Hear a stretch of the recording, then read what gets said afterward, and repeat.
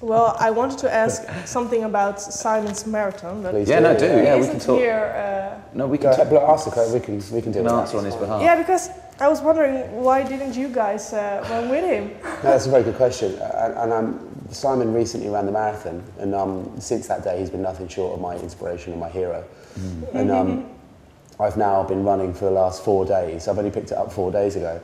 I went out with him yesterday, and what a man! Like he's just got it held down, and he was very kind to me, been like keeping it slow and keeping it normal, you know. But you could tell that he just like he just absolutely wanted to go. But he's a good trainer, and the question, and he's going on about there being various marathons all over the world, and God knows could I possibly do that. But he has got us into it. The guy's a hero. He just like literally, I think it was about a year ago, wasn't it? He just suddenly got into running because he had this app on his phone where he could run against friends. So he runs against a friend who lives in New York, and they got so competitive at it. They just try and beat each other all the time. They could see how many miles they'd run over a year. So he got so into it, and now he's talking about doing this one in Korea, which if you don't do it under, it basically stops at 4 hours. So everyone has to race sub 4 hours. He'll do that. He'll do that, won't he? Yeah. I think he did it in 4:16. 4:16. And yeah, he'll do it. But he ran for charity? Yeah, he did it for male prostate cancer. Yes. Yeah, and he raised a fair amount of money for them, and yeah, it was a good situation. Yeah. But you also gave a little bit money? Yeah, no. Gift? Oh, we did. Yeah? Yeah, gave him some cash. That's yeah. Spur him on. Spur him on, yeah. Okay. Part of our record deal, I think we gave him. Oh. But during his training process, you also started with the record a new album.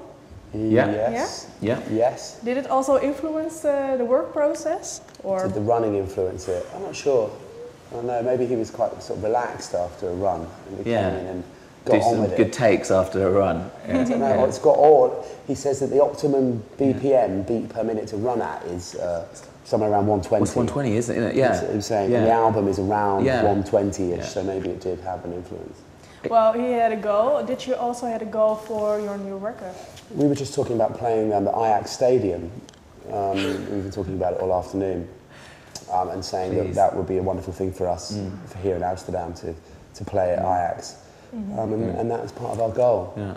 We like the idea of going from Paradiso to about 300, 400 people to Ajax Stadium, which is probably 40,000 people. Yes, Is it about that? Yeah. In a very kind of short space of time. Yeah. You know, it's wonderful to be here today, and hopefully we'll see you very soon at the Ajax Stadium. Yeah, but some singers think it's quite intimate to play in a very small. Yeah. No, it's nice for us to have this opportunity to play here something so small until just between the time when we make that gigantic leap. Yeah. Well, this was your third record. Did you also listen to your old albums? Have we listened? We listened back to our albums recently. I have recently. Yeah. I listened to it and I read all the lyrics and was like trying to put it together with this idea of maybe building an exhibition about the group and everything that we've ever done, and put it together as a visual thing. And then of course we've listened to them when we play them on stage as well. You know, we play with a mixture of like half of both of the first albums, and then majority we've been playing of this new one. That's always really funny though, when you play it on stage and then you might go back and listen to the recording and be like, hang on a minute, we've been playing it completely different. There's little bits that you forget that you did in the studio, because then the live version you become way more familiar with. That's almost the version that you hear in your head. So it's really interesting then going back to the stuff we made like 7-8 years ago. And what did you guys learn from that What period? did we learn from looking at it? I learned that we're quite weird, you know. I think that we learned that we're quite a weird group. We talk about some weird stuff. And we went from talking about loads of weird stuff to sort of progressing and talking about sort of easier, more universal business. I've learned there's a lot going on with our group. I think under the surface there's quite a lot of information. What kind of information? Just like stuff that's there in the lyric. You know, I think we create a world that's that's not ours and not real. We create this fantasy world, and it's there, and there's a lot of it. You know. Where does that interest come from? I don't know. Just like fantasy world. Just pops up. Can you be real in your music? Can we be real? Yeah. Yeah, I mean, you know, I think these latest songs are really real. I think that our latest album is more real than the fantasy of our first couple of records, and I think it's on the path to becoming more. Our reality is kind of slipping in more and more. You know. Is it also because, well, the first album was quite positive received, and the second less, but sure. But no, I think that, well, sorry. Yeah. Well, the reception of the second album was actually really good. You know, I think critically the second album is really well received, but different times for sales and all that business. Yes. You know, so there's a perception that it wasn't, but critically, I think if you look over the reviews of our record, people love the second record, as do we, and and moving on, you know, and then going from there, and I think the second record was quite dense and quite heavy in places and quite strange, energetic. So this record, it was like, okay, cool.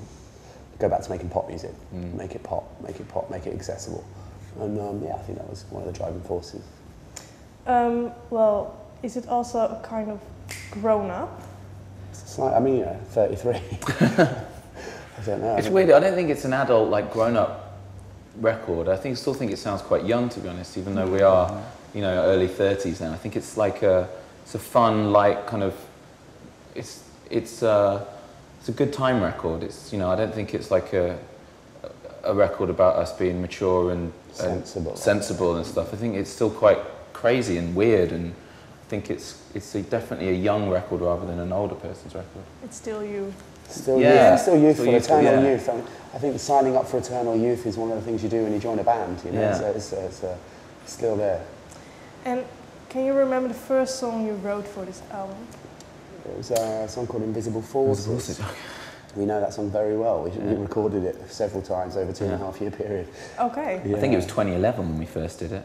Yeah, it was the or first 2010 song. even. It was so long ago. We did it in a rehearsal room, and you probably can find on YouTube footage of us playing it live in probably by the end of 2010, 2011. So like 3 years ago. And what have changed? Nothing. It went through kind of rapid changes, and we made it into, because it was in the style of sort of the second record. It came after writing that one, so it was in a kind of more band format.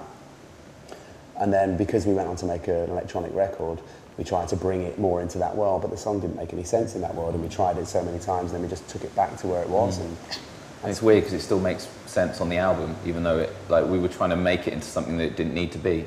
Yeah. And was it also a kind of bass for the record?